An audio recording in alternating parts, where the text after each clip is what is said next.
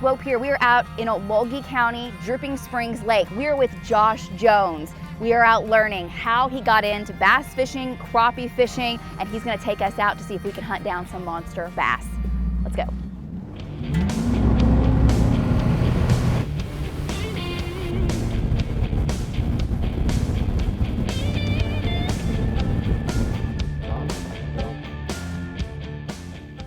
When did you start fishing? Like, why did you start fishing? Hold that thought. Hold that thought.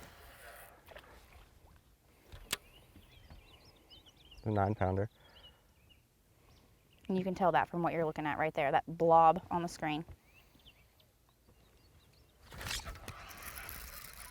Do you have a fish? Stop it! Oh my God! It's not as big as I thought. Hang on.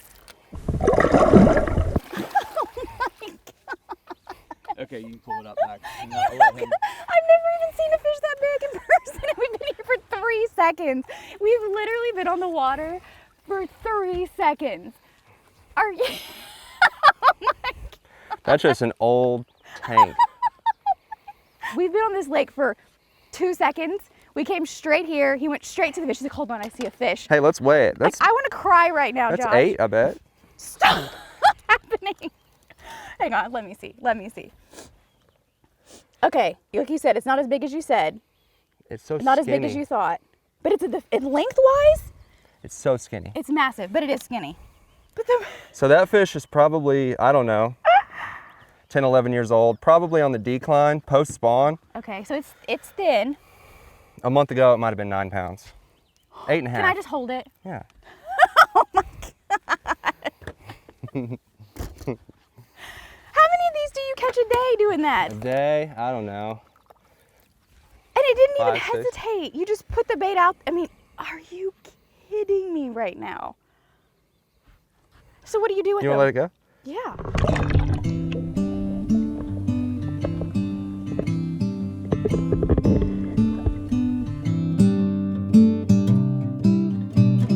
Like, why did you start fishing?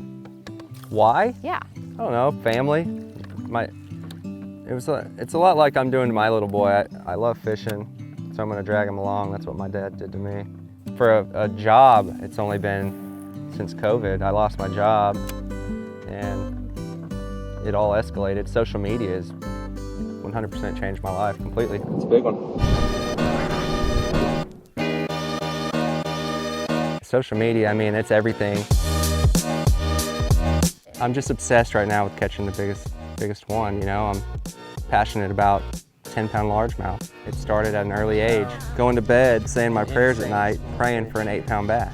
I tried to estimate how many hours I've had behind this screen, and Yeah. it's over 10,000 hours. I started guiding in 2014, I think. And I had a full-time job, and I still fish 300 days a year. That's crazy. So So you found a way to make it pretty much your life yeah. already. It's just something I was obsessed with. It was a hobby, and it accidentally turned into a career. You've got this massive following. You've won tournaments. You've won boats. I mean, what's that like? Coming from Kiefer, Oklahoma. Well, that's cool. I'm the second famous person, most famous person, Right. besides you from, Of from course. Kiefer. So Of course. I'm blessed to do what I do and travel literally the world. I'm going to Africa next month to For chase what? largemouth bass In Africa? in Africa. World record caliber, like Like what? What's the size of an African largemouth bass? 17 plus pounds. So you would come out here on this lake, I mean, after school, after work, before work, and Oh, fish yeah. out here before you had any of that. Talk about that for a second. So I'd have the truck hooked up to the boat 24/7. I'd get off work and run out here. I bought a 15-foot aluminum boat off my cousin. And soon after I bought it, the engine blew. So I spent most of my years trolling motoring around with that Yeah. flat bottom boat. Yeah. I mean, I remember numerous times fishing until 2 and 3 in the morning and then having to be at work at 7 the next morning. And I remember when you caught that big, huge one back in high school, it was over 9 pounds, and I had never seen anything close to that. And you come with this huge bass. I'll never forget the picture of you holding this thing that you caught right over there. Uh-huh. I remember. Yeah. because I just grew up fishing on it with my dad, just like you grew up fishing with your dad, and it just happened to be the same lake and we're from the same town. It's crazy. I know, it's wild. And then you hear of this new technology's come along, and how'd that all come about? Well, I've installed cable for 11 years. Installed this guy's cable that worked for Garmin, and he had this new technology that was coming out, and he put me on the beta testing team, and I started testing this technology, and it just blew up.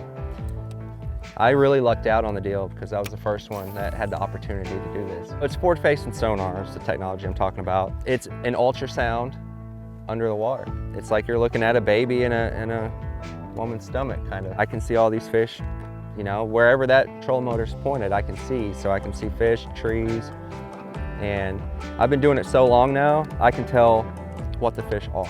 Not only for fishing, but just for learning. It's just, there's nothing else you like knew the it. lake and you knew where to fish and you knew some of your honey holes, but what was it like when you came out here for the first time and saw what was going on under the water? Well, so at first, I learned to catch crappie. And then I came out here, I'm like, oh, I'm gonna tear them up. It wasn't that easy. So I kind of gave up on it for a couple years, really. Because as you see today, the bass don't always eat. Yeah. The crappie like to eat. So the crappie are way easier to catch. Right here, a bunch of sand bass. You're about to catch one. Sorry, hang on. All Just right. have a little sand bass to get in the way of our talk. Well, this is good. The bait you got here. I swallowed it though. There's actually a big one. Yeah. Well, this is a little sand bass. There's a lot of them in here. Not what we're fishing for. Fishing's, I mean, it's nowhere even what it was when we graduated high school. Yeah. Back when I was a kid, my family was poor. When we went out fishing, we were keeping every single fish we caught. That was before the keeper times. But Yeah. we were not letting a fish go. We were playing it, no matter if it was 2 pounds or 8. What you were eating. Which we never caught 8-pounders back then, you know. So, but if we did, it was getting eaten. And I mean, now it's, you know, we got expensive boats, expensive trucks to pull the boats. You know, I got a $600 fishing rod that you're actually using right now. Oh. And yeah, I mean, That's scary. back, you know, I remember getting the graphite series from Bass Pro in high school for $19.99. Yes. And you don't need this expensive stuff to be successful or to catch fish, but it definitely, all this stuff makes my job a lot easier, for sure. What's the biggest bass, first of all, that you've caught? 1540. 1540. And then I caught a 1510, 1479, 1451, 1418, 1413. How many 14s? Oh, 6 over 14. Wow. I mean, anybody can do it. Anybody can become a professional fisherman, professional golfer, whatever, meteorologist. You just got to put your mind to it. You know, some people are less fortunate, but it's not impossible. You just got to maybe work a little harder. We're about to go crappie fishing.